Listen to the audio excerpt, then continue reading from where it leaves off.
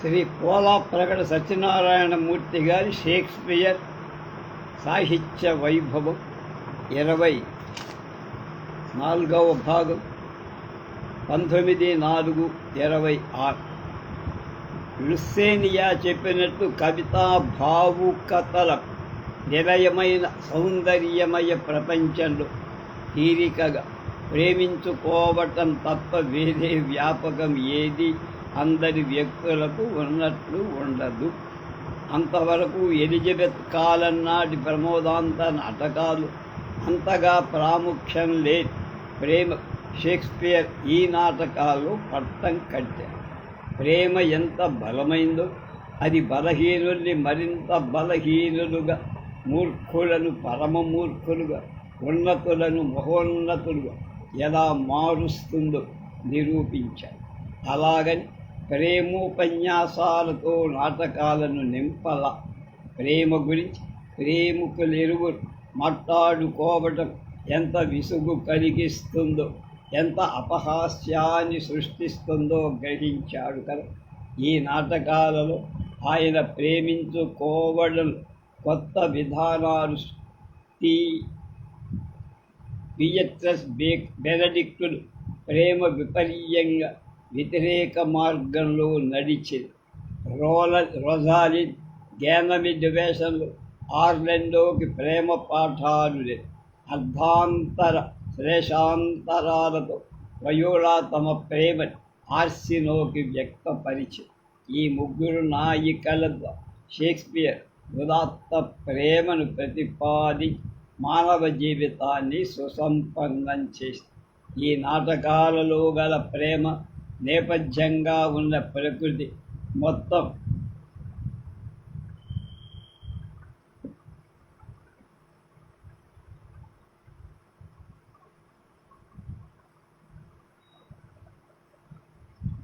కవితాధారణతో పరిప్లావితమై జీవితకు ప్రేమకు కవితకు ప్రేమ దోహదకారి అయిన సంగీతం తోడ ఒక పక్క కవిత భావుకథ సంగీతాల సమ్మిశ్రమం, మరో పక్క ఆశ, అందం, ఆనందం, వీటన్నింటి సమాహారంతో కూడుకొని ఈ ప్రమోదాంత ప్రపంచం రంగుల లోకమై పాఠకులు ప్రేక్షకులు రసజగత్తులో వలల. నాయిక రాణి క్లియోపాట్రా వంటి జాన మొదలు తండ్రి చాటు బిడ్డ మిరండా వంటి ముగ్ధ సుకుమారమైన బాలిక వరకు అనంతమైన అంతరాలున్న స్త్రీల అంతరంగాన్ని ప్రదర్శించడంలో షేక్స్పియర్ సిద్ధహస్తుడు. చారిత్రక విషాదాంత నాటకాలలో ఆయన ప్రమోదాంత నాటకాల్లోనే స్త్రీ ప్రముఖ పాత్ర వహిస్తుంది. ఎటువంటి పాత్ర వహిస్తుందో పాత్ర చిత్రణ అనే అధ్యాయంలో ఇదివరకే చర్చించి అయినా ప్రస్తుతం 1-2 విషయాలు మాట్లాడటం అవసరం. ప్రముఖ ప్రమోదాంతాలు వ్రాసే నాటికి చారిత్రక రూపకాలు షేక్స్పియర్ ఆగ్రహమూర్తులు, ఆవేశ స్వరూపిణులు అయిన స్త్రీలను చిత్రించారు. ఉదాహరణకి మార్గరెట్. ఆమె అంటే తక్కిన వారు సరే, రాజు కూడా ఎలా భయపడేవారో ఈ వాక్యాలు. ఎగ్జోటర్, here comes the queen, I will steal away the king, so will I. ఇలాంటి స్త్రీలను చిత్రించాడు కనుక అందుకు ప్రతిగా చతురవచో విలాస వివేకవంతులైన యువతులు ప్రముఖ ప్రమోదాంతాల్లో షేక్స్పియర్ ప్రవేశమే. ఈ యువతులు ప్రేమించిన యువతులు కూడా అందం, ఆకర్షణ ఉన్న వివేకవంతులు. కానీ క్లిష్ట సమస్య వచ్చిన దాన్ని పరిష్కరించే నేర్పరితరం వాళ్ళకి లేదు. ఆ పని యువతులు చేయాల్సింది. పరిష్కారం తెలియక పురుష పొంగువులు దిక్కులు చూస్తున్న సమయం స్త్రీలు చొరబడి అల్లరి పిల్లల్ని సర్దుబాటు చేసే అధికారినిలా స్థిమితంగా అన్నిటినీ చక్కదిద్ది పరిస్థితిని సానుకూలపరుస్తారు. అలాగని గార్డన్ తన షేక్స్పియర్ ప్రముఖ ప్రమోదాంతాలు అనే గ్రంథంలో రాశారు. విషాదాంతాలలో పురుషులైన హేమ్లెట్, మేక్బెత్, ఒథేలలోల ప్రమోదాంతాలు అతివలైన రోసలిన్, వయోలా, బియాట్రిసుల ప్రముఖ పాత్ర పైన పేర్కొన్న పురుషుడు వివేకవంతుడు, ఆలోచనాపరుడు అయినా తన చుట్టూ అల్లుకున్న వాతావరణాన్ని అనుకూలమైన శృతిని జీవితంలో మేళవించుకోలేక తమ బ్రతుకుల్లో, ఇతరుల బ్రతుకుల్లో అపస్వరాలు పలికి చివరికి గాథల్ని అగాధం చేసి కథని విషాదాంతం చేస్తా. కానీ ప్రమోదాంతాల్లో స్త్రీలు అలాగా తమ ఆలోచనలని, ఆవేశాలని, ఆచరణని జాగ్రత్తగా సమన్వయపరచుకొని బ్రతుకులకు ఒక శృతి చేతి వాటిని నిత్య కళ్యాణ గీతిగా విపంచికలు మేళవించి తమ చుట్టూ ఉన్న వాళ్ళకి హాయిని, ఆనందాన్ని సమకూర్చి కథని ప్రమోదాంతంగా మలుస్తా. ప్రమోదాంత గాథలు సమృద్ధిగా ఉండాల్సింది మానవత, ఆర్ద్రత. ఇవి సమృద్ధిగా ఉండేది స్త్రీల వద్దే. అందువలనే వారికి ప్రమోదాంత నాటకాలు పెద్ద పీట వేసి మహారాణుల్ని చేశాడు షేక్స్పియర్ అని స్తుతించాడు చార్లెటన్ అనేటువంటి మహా విమర్శకం. వైశిష్ట్యం: షేక్స్పియర్ ప్రమోదాంతాలలో వాస్తవ చిత్రణ, ప్రబోధం కల్పించి, అయితే వాస్తవ ప్రపంచం గురించి ఆయనకి గల అవగాహన, అభిప్రాయం కొంతలో కొంత ఈ నాటకాల్లో తెలుసు. విధి విసిరిన చెండ చెట్టును చెంపపెట్టును తేనె పట్టులాగా మార్చుకునే తెలివి, లోకజ్ఞానం మానవులకి ఉండాలని, కానీ ఆ సామర్థ్యం అందరికీ ఉండదని, ఉదారత, సరళత, పవిత్రత గల వస్తువులకు అది సాధ్యం అని, ఈ లోకంలో మంచి మనిషి తెలివైన మనిషి అని షేక్స్పియర్ భావించినట్టుగా తన భావాలకు బలం చేకూర్చే ఉద్దేశ్యంతో రోసలిన్, వయోలా, బియట్రిసులను సృష్టించినట్లుగా విమర్శకులు చెప్పారు.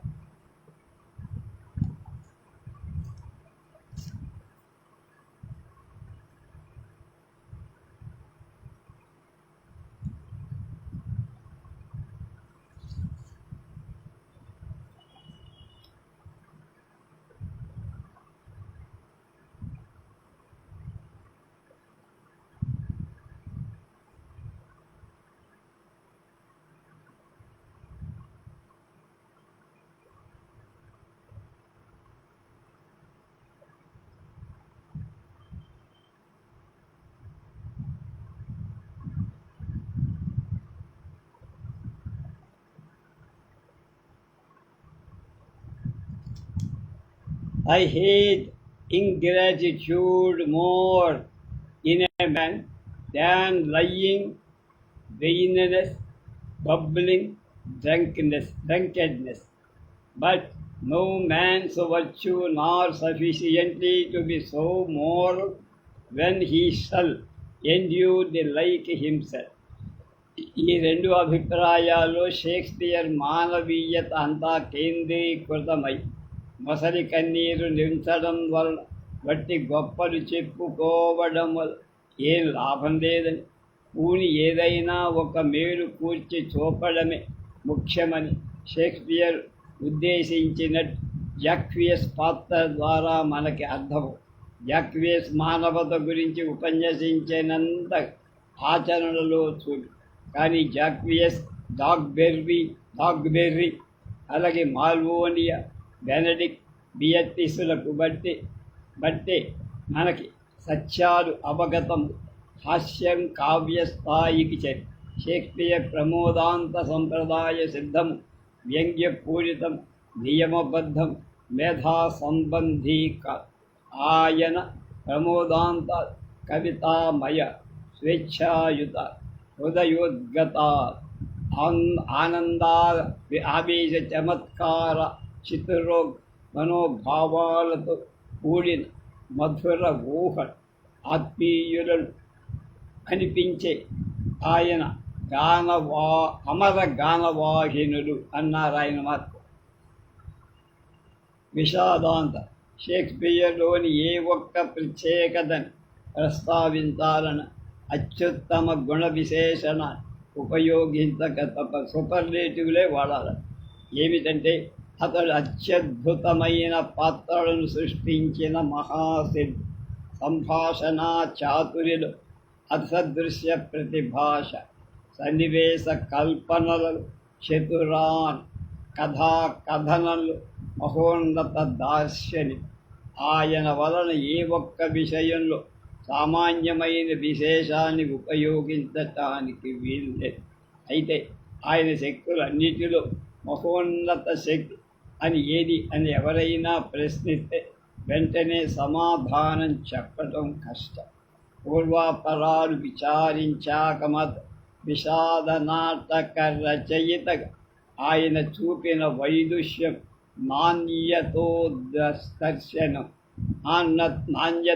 దృశ్యం అంటే ఇంకెక్కడా లేదు చూడదు. ఆయన శక్తులన్నింటిలో విషాదాంత రచనా ప్రాగల్భ్యం మహోన్నతమైందని చెప్పచ్చు. పరిణామవిగా నాటక రచన ఆరంభ దశలో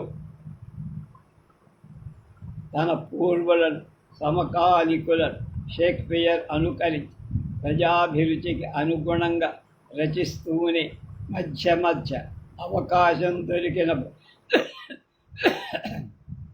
తనకి నచ్చిన ఒక స్వేచ్ఛా మార్గాన్ని అనుసరించి అలా తొలి చారిత్రక రూపాలు విషాదాంత రచనా విధానాన్ని చొప్పి రాను రాను తనలోని శక్తులన్నిటినీ క్రోడీకరించుకొని మేధా హృదయం, నాటకీయ శిల్పం, అనుభవం, జీవిత దృక్పథం పరిపక్వ దశకి చేరుకున్నాక యావత్ ప్రపంచ పండితలోక్ దిగ్భ్రాంతి చెందేలా హ్యామ్లెట్, ఒథెలో, కింగ్ లియర్, మేక్బెత్తల వంటి విశ్వవిఖ్యాత విషాదాంత నాటకాలు రాశారు.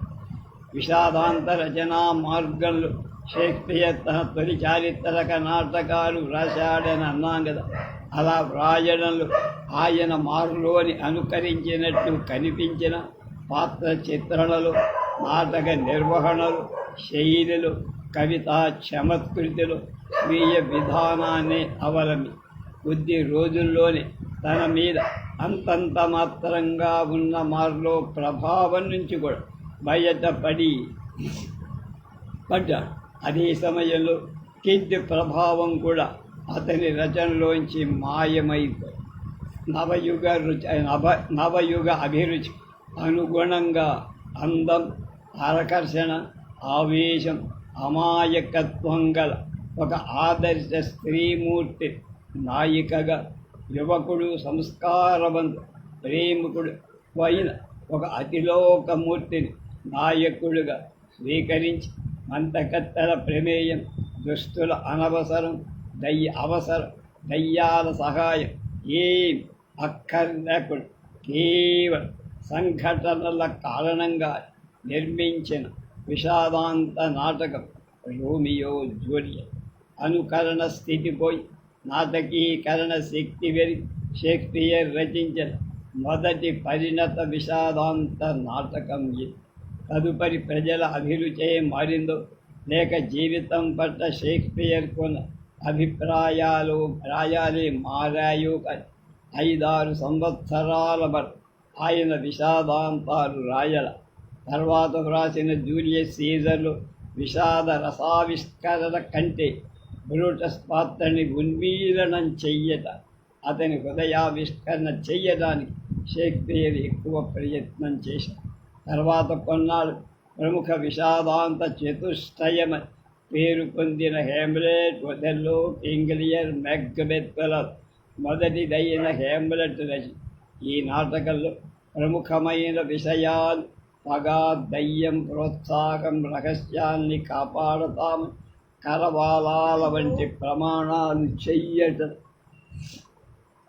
తటపటాయింపు, నిజమో అబద్ధమో తెలియని మతిభ్రమణ, శ్మశాన దృశ్యం, అంతర్నాటకం ఇవన్నీ ప్రేక్షకులకు పరిచితం అయినవే.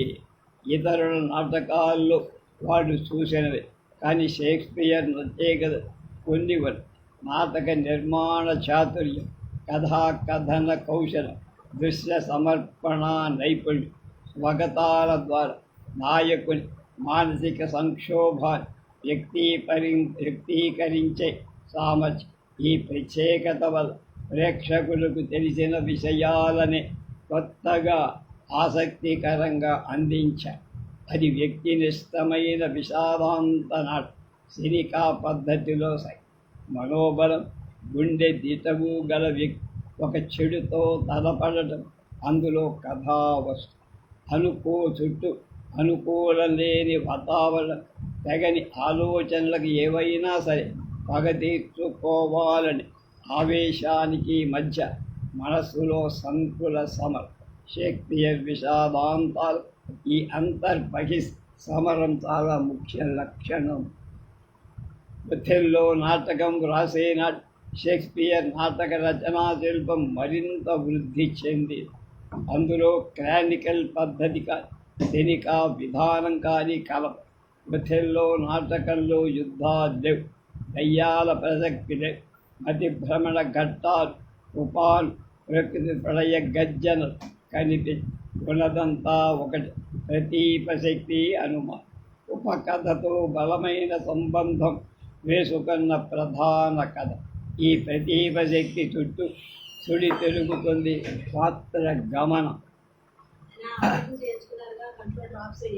ఆవేశం, ఆచరణ ఇవన్నీ ఆలస్యం ఏం లేకుండా తుది ప్రళయం కెటాస్ట్రఫీ వరకు ద్రుతగతిలో సాగి హెమ్లెట్, కింగ్ లియర్ లాగా పరిణామ క్రైసిస్, తుది ప్రళయానికి కెటాస్ట్రఫీ మధ్య ఆలస్యం, నూతన ఆవేశ ప్రవేశం కానీ జరగదు.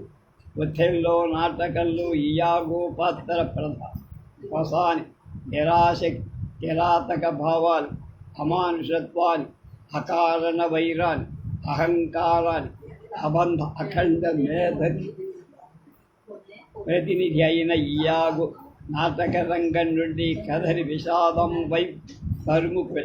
ఒథెల్లో నాటకంలో పాత్రుడు నిజ జీవితంలో మనుష్యులు ఎలా ప్రవర్తిస్తారో అలా వాస్తవానికి దగ్గరలో సార్వజనీనతను సంపాదించి రంగస్థలంపై అఖండ విజయాన్ని సాధి అరిస్టోటిల్ ఆశయాన్ని అందుకు సాటి లేని మేటి అయిన అద్భుత పాత్ర చిత్రణలో అసగ్దిగ్ధమైన స్పష్టత, అద్భుతమైన స్వయం వ్యక్తీకరణతో పరిపుష్టమై అన్ని విధాల ఉద్వేగాల ఆట పట్టై. ఒథెల్లో నాటకం తత్పూర్వ విషాద నాటకాలలో సమకాలీన అర్వాచీన నాటకాలలో సమబుద్ధి అయిన నాటకం లేనంతగా నిర్మిధానం అయ్యింది. నాడు ప్రచారంలో ఉన్న విషాదాంత రచన సూత్రాలు అధిగమి ఒథెల్లో నాటకాన్ని వ్రాసిన షేక్స్పియరే కథా నిర్మాణం, సంఘటనలు, ఆ సూత్రాలన్నీ గౌరవిస్తూ కింగ్ లియర్ చరిత్రలో ఒక ఉన్న వ్యక్తి, కానీ నాటకంలో ఆయన చరిత్రకి ప్రాధాన్యత లేదు. వ్యక్తిలో ఉండే దోషం, మూర్ఖం, ఆ వ్యక్తి జీవితాన్ని ఎలా విషాదమయం చేస్తుందో చెప్పారు. అతి సామాన్య, అతి ఉన్నత విషాద భయంకర మానవోద్వేగాలతో అనంతమైన భావాల్ని కూడా భావోన్నతమైన సత్యాలు పుటం వేసి వాటి అన్నిటికీ ఈ నాటకంలో శాశ్వతత్వాన్ని నిర్ధింపజే పరాకాష్ఠ అందుకొని సృజనాత్మక శక్తికి భావ బలాన్ని కింగ్ లియర్ నాటకం ప్రతి. అయితే షేక్స్పియర్ భావనా సబలతకి నిర్దిష్టమై సంపూర్ణ సాక్ష్యం లాగా ఈ నాటకం ఒక ఘట్టం. రకరకాలైన మానసిక సంక్షోభాలకు గురైన వ్యక్తులు ముగ్గురు. ఒకరు కపట బెడ్లాం భిక్షువు, మరొకరు మతి చెడిన లియర్, మూడోవాడు చమత్కారంగా మాట్లాడి మూర్తి. ఈ ముగ్గురు తుఫాన్లో సమావేశమైన ఘట్టం. లియర్ కథ విషాదాంతం వైపు నడవటానికి ఏ ఒకరిద్దరో కారణం కాదు. కార్డీనియాతో సహా దాదాపు నాటకంలోని పాత్రలన్నీ కారణమే. కొన్ని ప్రత్యక్షంగా, మరికొన్ని పరోక్షంగా లియర్ కథ విషాదాంతంగా మారటానికి దోహదమయ్యాయి. హారన్ డైకి చెప్పిన మంచికి జరిగిన అన్యాయం, అపజయం ఒక్కటే కాదు. ఈ నాటకంలో చాలా కారణాలు. కథలో విషాదం పుట్టడాన్ని, చెడ్డ సృష్టించిన సంక్షోభాన్ని గమనించి మానసిక స్థిమితాన్ని కోల్పోయి ప్రేక్షకుడికి ఇంకా మానవ విశ్వప్రేమ, మంచితనం మొదలైనవి జ్ఞాపకం. అలా జ్ఞాపకం ఉండటం వల్ల కూడా విషాదం పుట్టుతుంది. అంతేకాదు, నైతిక జీవనం ఎంత లజ్జావిహీనంగా మారింది, అది లోకంలో ఉన్న మంచిని ఎలా హత్య చేసేస్తోంది ప్రేక్షకులు గమని. అందువల్ల కూడా విషాదం ఆవిర్భవిస్తుంది. నిజానికి రియల్ నాటకంలో విషాదానికి కారణమది. ఈ నాటకంలో కనిపించే ఉద్వేగం కృతకమైంది కాదు, ఆర్టిఫిషియల్ కాదు. అది ఉత్తాల తార, అందరంత ఎత్తుగా. మానవుడి మనుగడ పట్ల అనుమానం, నిరుత్సాహం లోకంలో ఏర్పడుతున్నాయి అంటాను. రియల్ నాటకం అక్షరగత వ్యాఖ్యానం.